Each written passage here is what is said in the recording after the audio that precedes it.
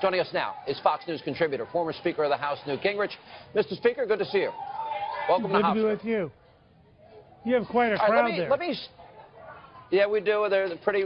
Listen, I went to school right down the block from here, so this is family for me. All right, let me start.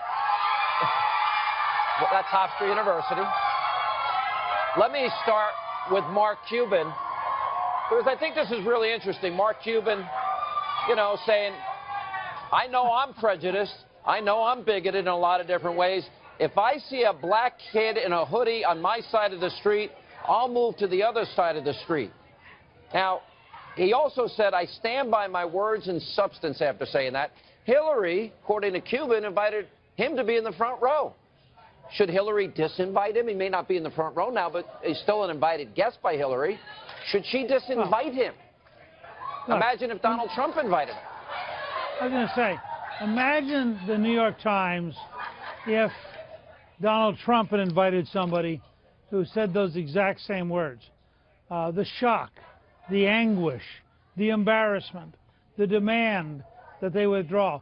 If Mark Cuban's there tomorrow night, you will have as perfect an example of the double standard of the liberal media as anything you could hope for, because obviously the comments he made in the current context should be totally unacceptable. And yet, my guess is that not a single liberal publication will notice them. You know, that's interesting. But if it was Donald Trump who had invited somebody with that track record, who said my mentor was a former Klansman, who invited a guy that admits he's a bigot and would walk on the other side of the street if a African-American kid in a hoodie was walking on that side, they would be disinvited. Do you think the Trump campaign should demand he be disinvited? Well, I think they should certainly highlight the clear hypocrisy of Hillary Clinton and the entire elite media, who are so delicate, as long as it's a conservative, but who can ignore anything if it's a liberal. And I think people ought to go and ask Cuban, does he really still stand by what he said? Or would he concede that it was really wrong and really sent the wrong signal?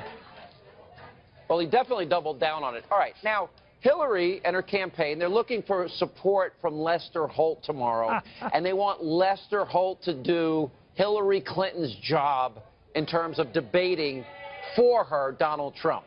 What is your reaction to that? They seemed a little desperate. I've never seen a campaign so publicly indicate that they don't have faith in their own candidate. They apparently don't think Hillary can stand up to Trump. They don't think that she can correct him if he's wrong. They somehow want Lester to be their partner. They're desperate to create a 2-on-1 situation where Lester and Hillary are on one side and Donald's on the other.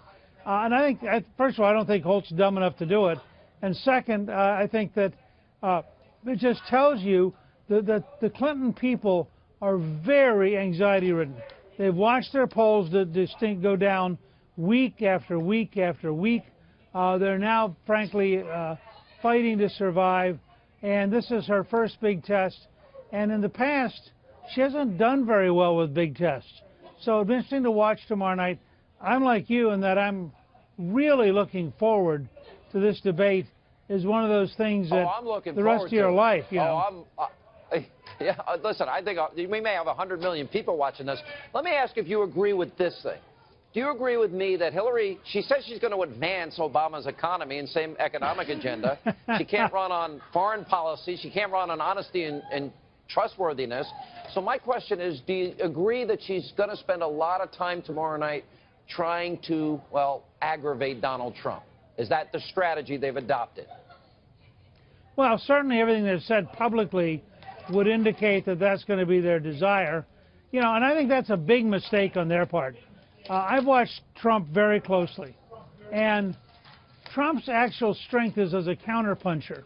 My guess is if she went in there and she handled him very delicately and she was very respectful and we got a very boring debate, that he'd go along. I mean, he's going to modulate and operate at the level she sets.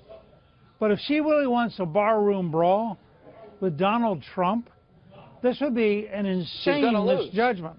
Yeah, I mean, I tend to agree. You know, and listen, then Trump, that's by the way, pay-per-view. Trump's been very clear about that. All right, let me ask this, because Hillary and her campaign, I think they were trying to work the refs today. Oh, Donald Trump lied here. Oh, Donald Trump lied here. She's like the #1 lying politician in the history of Washington, D.C.